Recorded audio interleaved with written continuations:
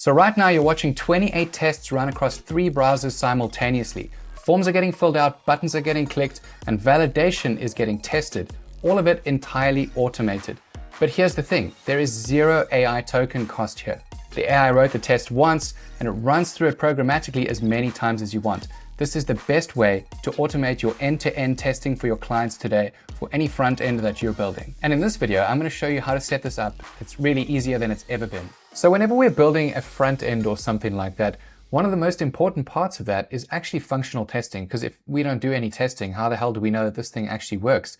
More importantly, do we sit there and do it manually? And the answer is obviously no, especially not anymore, because it's easier than it's ever been to automate this kind of thing. So whether you're trying to test the functionality of a website or web page as a part of a web app, or even a customer feedback form or something like that, you can automate it all now. And there are several reasons why we want to do that. And like you saw in the intro of this video, clicking through a website is really just one of the pieces of testing here. What we're also checking is whether if I click this button over here, it moves on to the next page, and whether all of this information actually fills out. And in testing the front end, we actually reveal how the back end is working as well. Because if we cannot continue to payment, or if we can't save a user's information as a part of their account, it also exposes that there's a problem with the back end. So if you have Superbase hooked up to this thing and you can't confirm an email or save an email or any of this information, you know your backend isn't working properly as well. So we get this twofold testing when we're doing this front end click through. More importantly, like I said, it's easier than it's ever been using a tool called Playwright. So Playwright is pretty easy to understand. It is Microsoft's open source browser automation framework, and it can control Chrome, Firefox, and Safari programmatically. So you have these little things over here called spec.ts. And all they are files that tell us exactly the tests that we want to run on our front end. They then go into something called a Playwright test runner. After that's done, it will then launch either Chrome or Firefox Safari, whatever you're testing on, and run your tests. The great thing about it is that you can run it in headless mode, meaning it can run without any of those things you saw pop up at the intro, and it can just do everything silently in the background and then feed back the results to you. Or you can have it like we had it, where it pops up on the screen, which is pretty visible for debugging, so you can kind of see what's going on. Depending on whether you need that is obviously depending on what scale you're doing this. You wouldn't want to sit there at scale watching all of these browsers pop up if there's absolutely no reason for you to be doing that. But then you can also have it in parallel. So on the screen, I had 3 workers running. So you can run these tests at the exact same time across multiple workers, which means you can move a lot faster. More importantly, if not most importantly, it is free, open source, and it runs on your machine very easily. I'm going to show you exactly how to set it up in just a second. So the question that we're looking at here is not whether we should be using Playwright, because you absolutely should. It's about whether you should be burning AI tokens to actually do this. And that's where this big problem comes in right now, because I've seen quite a few videos on YouTube where people showing off Playwright and how it does all of this fancy browser automation. But in reality, they're just burning tons of tokens when you actually don't need to be using AI for that at all. So the problem here, firstly, is that yes, Claude can do this. You can use Cowork, or you can just use Claude in Chrome, and it will do the exact same thing for the most part. But the problem here is that this is the hungriest hippo of them all. It literally eats your tokens because it uses a screenshot method, and that means there is massive token consumption here. So the TLDR is that it is the slowest and the most expensive. The second approach you could take is to use the Playwright MCP server. And again, that's awesome, but it's also a hungry hippo, because MCP in general has this problem where it eats a lot of tokens, but also the more flows that it goes through, all of those stack up to even more tokens. And this problem used to be a lot worse until lazy loading came around, and all of our tools now load separately as opposed to all at once. That's for another video. But the point that you need to know about this is that MCP is hungry, and every channel out there that constantly tells you to use MCP when you don't need AI judgment, it's just ridiculous to use MCP for that. So we could use this, but again, it's inefficient and it's expensive. The third thing we can do is to just use the CLI with Playwright, and that is way more efficient, but it's still unnecessary. So Playwright themselves did a test of using MCP versus the CLI approach, massive savings. But there's one more step that we can take over here, because you really don't need to be using AI for most of this stuff. So we have a 2-phase approach here. We have the write and the run. So the AI writes the tests beforehand, and then all Playwright does is run natively. And the reason that we do it this way is because we don't need the AI judgment during the testing process. We just need it to run the scripts. And if you remember, scripts are deterministic. So they are always going to do the exact same thing every time, but more importantly, they do not cost tokens to run. So the execution cost here for the scripts themselves is absolutely zero. We just have to make sure that we get a really good plan built up front, and that's where we'll be using the AI. But apart from that, that's just where we start to save a ton of money. So if we come over here and have a look at our solution, we have our code base, and this could have our web app in it or whatever it is that we want Playwright to go and test. Then we have Claude Code read our code, and it writes our .spec.ts script for us. So these are just our test files, and they literally tell this thing what kind of test we want to be doing. Go to this part, click there, do this, click that. Because even though you see my mouse moving on the screen now and the AI emulates that, it's not actually doing that. It's just following programming. And programming looks like this on the screen. Test, submit, form, async, page, blah, blah, blah. We'll look at the config files very soon. Point is, that's all these files are doing. And realistically, apart from getting AI to write this stuff for us, we don't need AI as part of the process once we've done that. So after AI has looked at our code base, written us an awesome test plan, and created our spec.ts files for us, that's when these files just live there and they persist forever as long as we want to do the testing. Then all we need to do is use Playwright itself in order to run these spec.ts scripts, and that's it, you're off to the races. You can run it in headless mode, so you can test it at scale without even having to be at your computer. If you do want to have a look at something for whatever reason you choose as part of the debugging process, you could have it pop up on the screen and do multiple workers. Point is, for this part of the process, there is absolutely no token usage. Okay, and here we are in my environment now. Getting Playwright installed is super simple. I literally just went to their website. All you need to do is come down here and say, install Playwright for me. Here's the link. And you could do it this way. Obviously, you can do it manually if you want to do it manually or install it yourself using Homebrew or something like that. But for me, I always get AI to do this stuff because I don't want to put the effort in. Point is, all I would do is hit enter and then it will go away and install it for me. Job done. I've already done that part. Then the most important thing is obviously our skill. So you can see my skills directory over here, and I have a Playwright tester. If you're wondering what skills are and how they work, there's a video on the screen where I do a very deep dive into the entire framework. Anyway, we're going to come on over here to our skill.md, particularly for the Playwright tester. And you can see it's all in plain English, in case you're wondering.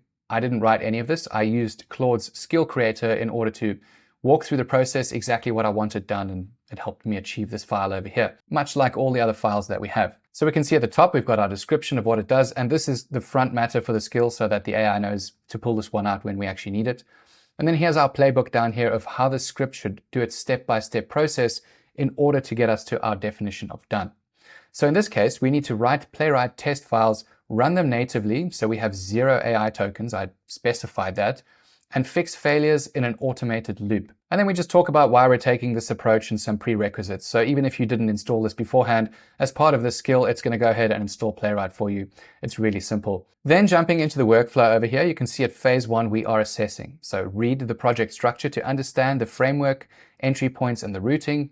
A few other things in here. Phase 2, we then author the tests. So we write our .spec.ts files organized by test strategy. Each file should be focused and independent. So if we come and have a look at that, under demos, I've written this demo app over here called Checkout, and that's what we saw on the screen earlier. And then you can see we have these little test files in here. So matching this layout on the right-hand side over here, where it talks about the different types of tests that we're going to be running, we have those exact files within here. So happypath.spec is the core user journey that must always work.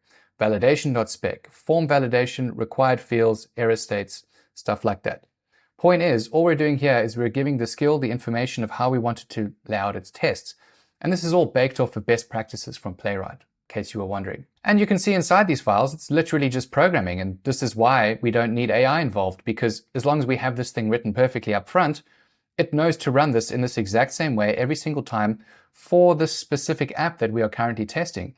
We don't need any AI judgment beyond the initial thing that it's scoping. So why waste all those tokens? Why get AI involved to make it move things on the screen? We don't need any of that. We can literally just have this thing run. Then flipping back over here, you can see that we just carry on a little bit, telling it on what good tests look like, how it should be writing them. And we come on down to the execution phase over here. We tell it exactly how we want it to run its tests. In phase 4, we have a fixed loop. So when tests fail, enter the fixed loop, 3 max attempts.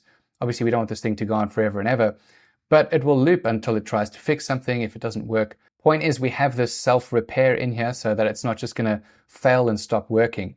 And then finally, as part of this, we have the report, because obviously we need to see what this thing found as part of whatever it is it's doing. So after all tests pass, or after the fixed loop exhausts, summarize results in a clear table format. If any app bugs were found and fixed, list them explicitly, suggest additional test coverage areas the user might want. And like I said, this doesn't just reveal front-end problems, it reveals back-end problems to you as well, because if we cannot save information or can't progress to a certain part, it could show us a back-end problem, in which case we get another tool to take a look at that. And then we just talk about swarm mode over here, so it knows to do different agents for different things. Point is, this skill is going to be able to do all of that testing for you. And that's really why it's easier than it's ever been, because I didn't write any of these files. I just told it what I wanted to achieve. And then I sat with AI and worked through it for a little bit, and we ultimately got to this skill over here. There's probably skills online as well that you can download, and you can grab this one in the description below as well and use it for yourself. So now we need to test our skill. So once you've got this all configured, you've built the app of your dreams, and then you want to test it, all you need to do is call out the skill and make sure you obviously tell it which app you want to run this on.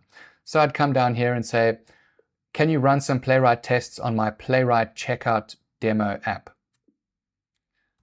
Run 3 agents on the screen simultaneously in headed mode. So again, you would be able to choose headless mode. It would run silently in the background and all you would get is your report. I'm doing headed mode because obviously I want that stuff to pop up on the screen for this video. So in my case, what you can see here is obviously I've already tested this beforehand. So it went through my file, it acknowledged that there are already tests in there, and it says that it can just rerun these. Now in your case, it would go out through your app and it would just run through its skill and it would build the tests that it needs to by understanding your app and its context and how it all works. You could give it some guidance up front or some context around what it is. Of course, context always helps. Point is, it would then go and develop these test files for you. And after it did that, it would just run through our testing loop. I'm going to bypass permissions here.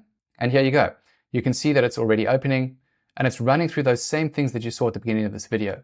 We have 2 browser windows open automatically. One of them is finished and it's going to loop like this every time it finds an error. And it's going to test everything. You can see it filling in fields over here. It's checking the counter of the quantity for our checkout, seeing if we can proceed through this whole process so that we know our shopping cart functionality actually works. And this is pretty amazing. Again, it doesn't have to be with the browser window open. You can set this up to run through your entire app and go out to lunch and then come back to a fully built report. And then when it's done, you can see down here we have our little report, all 28 tests passed across all 3 browser windows running simultaneously. That obviously means that everything from the quantities to adding to basket to entering in the address, that stuff all works as part of our app. And you could make this as detailed as you want to. Obviously, you could get it presented in an HTML file or a PDF document or something like that. You could even make this part of a workflow. So once it's done, testing and everything is completed, if you didn't care so much about the human in the loop, you could get this to kick off another part of the app build, maybe a second phase or a third phase, something like that as part of this. So this can be a trigger for the next part of your workflow. Options are really endless now. And like I said, this does help expose things to the backend. So I just wanted to make everyone aware that there is a totally different way to do this. You don't really need to be using MCP for this at all. There is something to think about though, in terms of the time it takes you to do this sort of thing versus just using MCP. If the time it takes you to set all of this stuff up manually outweighs the benefit of it, then obviously you don't want to be using it. But realistically, you saw how easy it was. I realized I had Playwright installed, but it takes about 30 seconds for AI to install it for you. And then the tests and all of that stuff, maybe 5 minutes. Point is, you could have this thing up and running in less than 10 minutes, testing your app for you, with really no need for AI beyond the initial scoping. So I hope this video was helpful, guys. Leave some comments below and I'll get back to you as soon as possible. Otherwise, check out the videos on the screen now. They're definitely going to help you on your journey. Thanks very much for watching.